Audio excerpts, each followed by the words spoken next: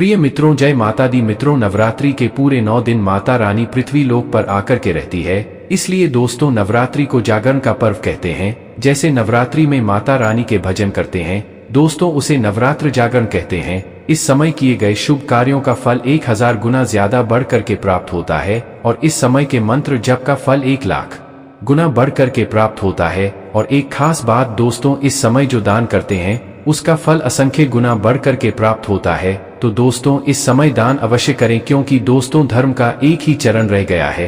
कलयुग में केवल दान दोस्तों, दान आगे चल कर के हमें अवश्य प्राप्त होता है। इसलिए मैं कई वीडियो में बोलता हूं कि दान ATM मशीन की तरह होता है, आप इसे आगे चल कर के दोस्तों प्रयोग कर सकते हैं। सो दोस्तों, आज की इस वीडियो में नवरात्रि के बारे में संपूर्ण जानकारी बताने जा रहा हूं। यह जानकारी आपको ध्यान से सुनना, ध्यान से देखनी है, तभी आपकी सभी प्रकार की समस्या दूर होंगी, कर्जे से आप छुटकारा पाएंगे, आपको पुण्य मिलेगा। तो दोस्तों, वीडियो ध्यान से सुनिए। आज की जो वीडियो का विषय है बहुत ही सुंदर है। यह वीडियो ध्यान से सुनना व देखना। अगर आज की वीडियो मिस कर दी तो सारी जिंदगी आप पुण्य से वंचित रह जाएंगे, क्योंकि आज मैं आप लोगों को नवरात्रि के समय में पुण्य प्राप्त करने का, धन दौलत प्राप्त करने का सबसे सरल एवं आसान उपाय बताऊंगा। वीडियो ध्यान से देखना। हमारे चैनल का मकसद है जनता का कल्याण करना। आप लोगों को वह सरल से सरल आसान साधना की जानकारी बताता हूं, टोने टोटके व सरल आसान उपाय बताता हूं, जिससे आपका जीवन सुखमय रहे, जिससे आपका जीवन अच्छे से गुजरे। हमारे चैनल का मकसद है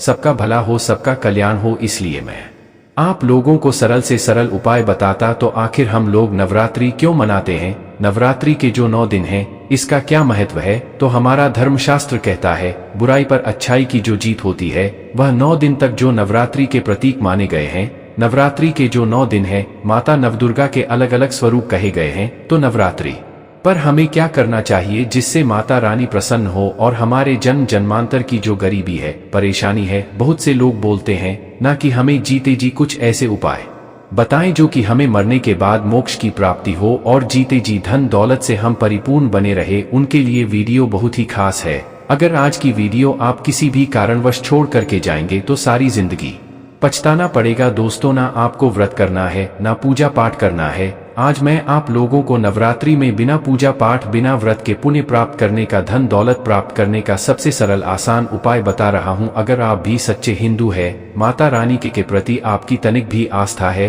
तो इस वीडियो को लाइक कर चैनल को सब्सक्राइब जरूर करना और कमेंट में जय माता रानी जरूर लिखना। आप हमारी वीडियो को देख रहे हैं, आप हमारे व्यूवर्स नहीं, आप हमारे परिवार का हिस्सा है, आप हमारे परिवार के सदस्य हैं। आपके मन में जो भी क्वेश्चन है, जो भी राय है, बिल्कुल ही पूछे। हर सवाल का जवाब आपसे साझा की जाएगी। तो नवरात्रि में हमें मुख्य रूप से दान जरूर करना चाहिए। दान को हमारे कलयुग में हमारे हिंदू धर्म भी कहा गया है और कलयुग में दान को सर्वश्रेष्ठ कहा गया है। देखिए, धर्म के 4 चरण होते हैं, जिसमें कलयुग में केवल दान ही शेष रह गया है। तो कलयुग में जितना ज्यादा हो सके दान करना चाहिए। अब ऐसे में यहाँ पर नहीं बोलेंगे गरीबों को जाकर के आपको झाड़ू दान करना है, गरीबों को जाकर के आपको पैसे दान करना है, अन्न दान करना है, ऐसा नहीं। मैं आप लोगों को कुछ भी प्रकार के दान के बारे में बताऊंगा। गरीबों को आप जो झाड़ू दान करेंगे, अन्न दान करेंगे, वह आपको मरने के बाद प्राप्त होता है, कोई बात नहीं। लेकिन अभी मैं जो दान के बारे में बताऊंगा यह आपको जीते जी प्राप्त हो जाएगा। दान को ATM मशीन कहा जाता है।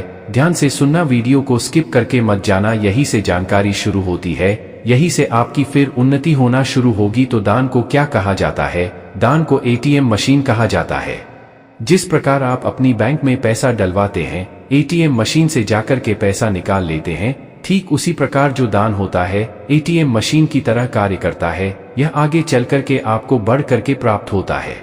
तो प्रिय दोस्तों, हमें नवरात्रि के समय में अगर कोई भी चीज का दान करते हैं तो अनंत गुना अक्षत होकर के वह प्राप्त होता है। तो नवरात्रि में हमें क्या दान करना चाहिए, आइए इस वीडियो में आप लोगों को बताने का प्रयास करूंगा। नवरात्र में आपको सर्वप्रथम किसी भी मंदिर में जाकर के घंटी दान जरूर करना चाहिए। घंटी दान करने से क्या होता है, अगर कोई भी भक्त नवरात्रि के दिन में जाकर के मंदिर में घंटी दान जरूर करना चाहिए। तो जब तक वह घंटी वहां पर रहने वाले श्रद्धालु जन है, ब्राह्मण है, वहां पर जो भक्त जन जाएंगे, घंटी बजाएंगे, तो घंटी से निकलने वाली जो ध्वनि है वह आपके जीवन की परेशानी को दूर करेगी। जैसे कि आपको धन संबंधी परेशानी है, शत्रु संबंधी समस्याएं हैं, जीवन में कोई परेशानी चल रही है, तो जब तक वह घंटी आपके द्वारा वहां पर बांधी गई है, वहां पर चढ़ाएंगे, दान की गई बजाई जाएगी, तब तक आपकी अध्यात्म उन्नति जरूर होगी। देखिए जो ध्वनि होती है उसमें एक प्रकार की ऊर्जा होती है, एक प्रकार की चमत्कारी शक्तियां छुपी हुई होती हैं। आपने देखा होगा 9 प्रकार के सुर कहे गए हैं और 9 प्रकार के जो सुर है उसमें अलग अलग प्रकार की ध्वनि का प्रयोग करते हैं। जैसे कि वाद्य यंत्र होते हैं, अलग अलग प्रकार के वाद्य यंत्र बजाते हैं, सबकी जो ध्वनि है वह अलग होती है। ध्वनि को हम ऊर्जा बोल सकते हैं। तो घंटी बजाने से एक प्रकार की विशेष प्रकार की ऊर्जा उत्पन्न होगी। वह ऊर्जा हमेशा आपकी रक्षा करेगी। वह दैवी ऊर्जा सदा आपको आगे बढ़ने में, आपकी प्रोग्रेस होने में, आपके जीवन को परिवर्तित करने में आगे मदद करेगी। इसलिए अधिकतर जो बड़े आदमी होते हैं, अधिकतर जो ब्राह्मण लोग होते हैं, वह घंटी दान मंदिर में जाकर के जरूर करते हैं। घंटी दान करते हैं तो मरने के बाद भी मोक्ष की प्राप्ति होती है। यम की पीड़ा नहीं सताती। अगर यम का कोई दूत आपको परेशान करने की चेष्टा करेगा तो घंटी, जो भी साधक जो मंदिर में आपने घंटी दान की, अगर वह बजाएंगे तो उसकी ऊर्जा से जो यमलोक के रहने वाले जो निवासी हैं, जैसे कि कहा जाए एक प्रकार की बोलचाल की भाषा में बताने का प्रयास करूं, जो यमदूत हैं आपको किसी भी प्रकार का नुकसान पहुंचाने की चेष्टा करेंगे तो उसकी ऊर्जा के कारण जो घंटी बजाएंगे, उसकी ऊर्जा के कारण आपके शरीर में एक ऐसा कवच बन जाएगा। आपको वह छूने का प्रयास करेंगे तो जल जाएंगे, भस्म हो जाएंगे। तो इसलिए मंदिर में घंटी दान जरूर करें, इससे मोक्ष की प्राप्ति होती है। दूसरा, हो सके तो कोई भी मंदिर बनता है घर के आसपास में, वहां पर ईंट दान जरूर किया करें। ईंट दान करने से हमारी जो जीवात्मा है, मरने के बाद हमें छत्र छाया की प्राप्ति होती है। आप नवरात्रि के समय में शंख दान जरूर करना। अगर जो व्यक्ति गरीबी मिटाना चाहते हैं, कंगाली मिटाना चाहते हैं, लंबे समय से गरीबी को भोग रहे हैं, क्योंकि जो शंख है भगवान विष्णु जी का स्वरूप कहा गया है।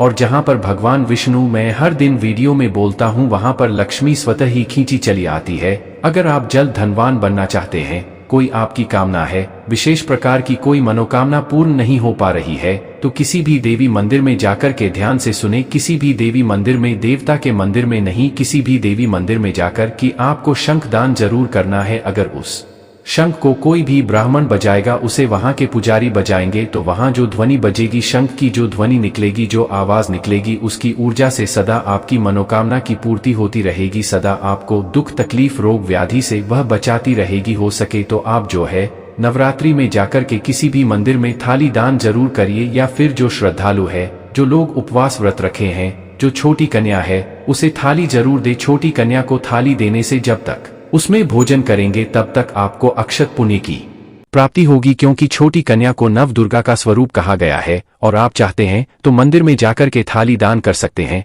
थाली दान करने से आरती होगा, आरती करेंगे, आरती सजा करके रखेंगे। और जब तक जो आरती का दीपक हम जलाते हैं, वह ज्योत एक प्रकार की ऊर्जा होती है, ज्योत एक प्रकार का प्रकाश होता है, तो आपके जीवन से अंधकार को दूर करेगा, आपके जीवन में प्रकाश पैदा करेगा। थाली दान करते हैं तो आप देखना, कभी भी आप भूखे नहीं मरेंगे। आप चाहते हैं तो किसी भी मंदिर में जाकर के नवरात्रि के प्रथम दिन से लेकर के नवरात्रि के 9वें दिन के बीच में किसी भी दिन जाकर के एक जोड़ा झाड़ू जरूर दान करना। झाड़ू को माँ लक्ष्मी का स्वरूप कहा गया है और झाड़ू कचरे को बाहर फेंकने का काम करती है, कचरे को साफ करती हैं। राहु को कचरे का स्वरूप माना गया है और झाड़ू को मां लक्ष्मी का स्वरूप कहा गया है। तो जो राहु रूपी कचरा है, उसे झाड़ू भगाने का काम करती है। एक प्रकार की हम राहु को परेशानी बोल सकते हैं। जीवन में चल रही जो परेशानी एक प्रकार का कचरा होता है, एक प्रकार की बाधा होती है, तकलीफ होती है, तो जो लक्ष्मी रूपी झाड़ू हैं, इस प्रकार के कचरे को बाहर फेंकने का काम करती है, हमारे मन को निर्मल करती है। किसी भी मंदिर में जाकर के झाड़ू दान करते हैं तो अगर उस मंदिर की सफाई होगी, झाड़ू के माध्यम से वहां पर झाड़ू लगाई जाएगी, तो एक काम आप जरूर देखना, एक काम जरूर करना, झाड़ू अवश्य दान करना। आपके जीवन में पुण्य की बढ़ोतरी होगी, लक्ष्मी की बढ़ोतरी होगी। झाड़ू दान करने से हमें आकस्मिक धन की भी प्राप्ति होती है, हमारा भाग्य उदय होता है। अंतिम बताना चाहूंगा, नवरात्रि के समय में एक पुष्प वाला पौधा जरूर लगाना। कोई भी पुष्प वाला पौधा जो है मंदिर के किनारे में जाकर के लगाना। अब इसके फायदे सुन लीजिए। जब तक उसमें के फूल देवी देवता को चढ़ते रहेंगे, तब तक उसका आधा पुण्य जो भी व्यक्ति पुष्प देवी देवता को चढ़ाए, वहां पर लगे हुए फूल आपने लगा करके देवी मंदिर के आसपास में फूल जरूर लगा लेना। तो उस फूल वाले पौधे से फूल तोड़ करके भगवान को चढ़ाएंगे, देवी माता को चढ़ाएंगे, तो उनका अक्षत पुण्य, जो पुण्य की प्राप्ति होगी, उसका आधा हिस्सा आपको मिल जाएगा। आपके ही द्वारा लगाए गए पुष्प को माता रानी को चढ़ा रहे हैं तो आप तक वह पुण्य पहुंच जाएगा। चाहे आप जीते रहेंगे, चाहे मर जाए, अगर आपको मोक्ष की भी प्राप्ति हो जाएगी, तब भी आपको पुण्य की प्राप्ति होगी। या फिर अगर आप जी रहे हैं, आपके जीवन में कोई कष्ट है, परेशानी है, वह परेशानी दूर हो जाती है। कहने का मतलब है कि पुष्प जब तक चढ़ते रहेंगे तब तक आपको अक्षय पुण्य मिलेगा। अगर आपकी, जैसे कि भगवान ना करें, किसी के साथ में, लेकिन अगर आप बुढ़ापे की अवस्था से जूझ रहे हैं और अगर आपकी मृत्यु हो जाए तब भी आपको पुण्य प्राप्त होता रहेगा और आप जो है यमलोक की पीड़ा को नहीं भोग। तो कहने का मतलब है कि छोटी छोटी जो चीज होती हैं, छोटे छोटे जो दान होते हैं, यह हमें आगे बढ़ने में, हमें मोक्ष प्राप्त करने में काफी मदद करते हैं। अगर हिंदू भाई अगर थोड़ी बहुत अगर आप दान दया धर्म करना चाहते हैं, देवी देवताओं को मानते हैं, माता रानी के प्रति थोड़ी बहुत आस्था है, तो हम वीडियो में जितना भी दान के बारे में बताए हैं, लगाने के पौधा के बारे में महत्व बताए हैं, इनमें से कोई एक चीज नवरात्रि में जरूर अपनाना। खुद आपका भाग्य देखना परिवर्तित हो जाएगा। आपके जीवन में ऐसा परिवर्तन आएगा, एक ऐसा मोड़ आएगा जिसकी आप कल्पना नहीं कर सकते। छोटी छोटी जानकारी हमें आगे बढ़ने में, हमारी प्रोग्रेस होने में, हमारी प्रगति करने में काफी मदद करती है। दोस्तों, अगर आज की हमारी वीडियो आपको पसंद आई है तो आप वीडियो को जरूर लाइक शेयर कमेंट करना ना भूले और हमारे चैनल पर नए हैं, चैनल को सब्सक्राइब करके बेल आइकन को प्रेस करना, ताकि ऐसे ही जानकारी हम आप तक पहुंचाते रहें। हमारी वीडियो देखने के लिए बहुत बहुत धन्यवाद। जय माता रानी।